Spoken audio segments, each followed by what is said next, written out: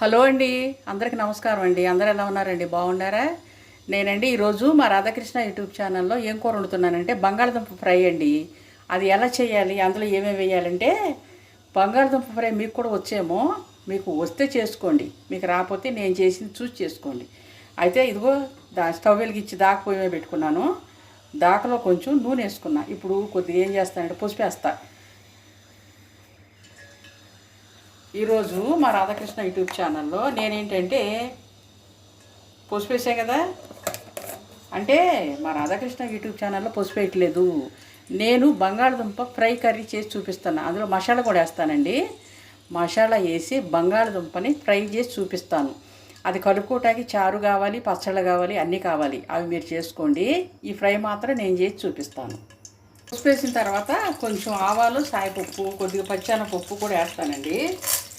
ఆవాలు, సాయపప్పు, పచ్చెనపప్పు ఈ రెండు వేగిన తర్వాత అప్పుడు ఉల్లిపాయ ముక్కలు వేస్తా. ఉల్లిపాయ ముక్కలు వేసి బాగా వేపుకున్నాక బంగాళదుంప ముక్కలు వేస్తా. మరి పొద్దున్నే వంటలు మొదలెట్టారండి. ఎండకి చక్కగా మనకి ఎండ చిటపట మంటుంది కదా, చాలా ఇబ్బందికరంగా ఉంటుంది, ఇబ్బంది పెడుతుంది. సూర్య భగవానుడు ఇబ్బంది పెడుతున్నాడు మనల్ని. అందుకని పెందలకాడ చేసుకుందామండి వంటలు. పెందలకాడ అంటే మరి 7ంటికి 6ంటికి చేయలేంగా, కొద్దిగా పొద్దెక్కిన తర్వాత చేసుకోవాలి. 2 రోజులు చల్లగానే ఉంది కానీ మళ్ళీ మొదలెట్టింది ఇవాళ ఎండ. 2 రోజులు బాగానే ఉందండి. అంటే గాలి దుమ్ము వచ్చి చక్కగా వర్షాలు పడి, వర్షం లైట్గా పడిందిలేండి మా ఊర్లో. మీ ఊర్లో ఎలా పడిందో నాకు తెలియదు కదా, కామెంట్ పెట్టండి. ఆవాలోను పచ్చనిపప్పు వేగిపోయింది కదా, ఉల్లిపాయ ముక్కలు వేస్తారు. అవి వేగిన తర్వాత మరి ఇవి కూడా వేగాలి కదా, ఇవి కూడా వేగిన తర్వాత అప్పుడు బంగాళదుంప ముక్కలు వేస్తారు. ఉల్లిపాయ ముక్కలన్నీ వేసుకున్నాను కదండి, చక్కగా తిప్పుకుంటున్నాను. ఇవి తిప్పిన తర్వాత ఇవి కొంచెం వేగిన తర్వాత అప్పుడు కొద్దిగా ఉప్పు వేస్తానండి. ఇందులో ఉల్లిపాయ ముక్కలు ఉప్పు వేస్తే చక్కగా ఏగుతాయి. ఉప్పు వేస్తాను నేనండి, సాల్ట్ వేస్తాను ఉల్లిపాయ ముక్కల్లో, ఎందుకంటే ఉల్లిపాయ ముక్కలు చక్కగా మగ్గుతాయి అనమాట. మగ్గిన తర్వాత బంగాళదుంప ముక్కలు వేసేస్తాను. బంగాళదుంపలు అండి కారం వేసుకుని ఒక రకంగా వండుకోవచ్చు, ఇంకో రకం ఎలా ఉండొచ్చు అంటే ఇదండి, చక్కగా మనకి అల్లము, పచ్చిమిరపకాయలు, ఎల్లుల్లిపాయలు నూరి కలుపుకోవచ్చు. అసలు కారం వేయకోకుండా అల్లము, పచ్చిమిరపకాయ, ఎల్లుల్లిపాయలు 3 నూరేసి ఈ ఈ ఉల్లిపాయలు మగ్గుతాయి కదా, అందులో వేసి తిప్పేసుకుని అప్పుడు బంగాళదుంపలు వేసుకుని తిప్పి కట్టేసుకోవచ్చు. అట్లా కూడా వండుకోవచ్చు. కారం వేసుకుని అట్లా కూడా వండుకోవచ్చు. నేనైతే ఈరోజు కారం వేస్తానండి. ఎల్లుల్లిపాయను అల్లం వేసి వండను, ఇట్లా వండుతాను. మీకు నచ్చినైతే అట్టాగా వండుకోండి, నచ్చితే ఇట్టాగా వండుకోండి. 2 రకాలుగానే వండుకోవచ్చు. ఉల్లిపాయలు మగ్గినాక బంగాళదుంపలు వేసేటప్పుడు నేను చూపిస్తాను. ఉల్లిపాయల్లోనే కారం వేస్తానండి నేను. కారం ఎందుకంటే దుంపల్ని ఆల్రెడీ నేను ఉడకబెట్టేసుకున్నాను కదా, కారం వేసుకుని తిప్పుకున్న తర్వాత బంగాళదుంపలు అందులో వేస్తాను. చూడండి, ఉల్లిపాయలు మంచి కలర్ఫుల్గా వచ్చినాయి. ఇప్పుడు బంగాళదుంప ముక్కలు వేసేస్తున్నా. బంగాళదుంప ముక్కలు వేసి బాగా తిప్పుకుంటాను అనమాట. ఇది ఎగరేయటం కుదరదు కదా, అందుకని తిప్పేసుకుంటాను. ఇదంతా కలిసిన తర్వాత చక్కగా ఎగరబెట్టుకుంటానండి. ఇది ఫ్రై కదా, మసాలా పొడి వేసి ఎగరబెట్టుకుంటాను. మళ్ళీ చూపిస్తాను ఉండండి మీకు.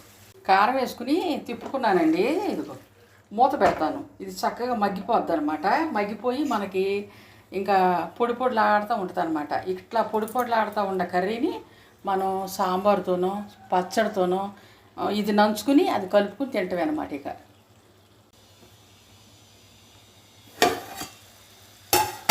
కూర మగ్గిపోయిందండి. ఇంకా ఇంతకన్నా మనం ఉంచితే కూడు అయిపోద్ది, లేదంటే చితికిపోతాయి దుంపలు. ఇంకా నేను దిప్పేస్తాను. ఉప్పు చూసుకుంటానండి.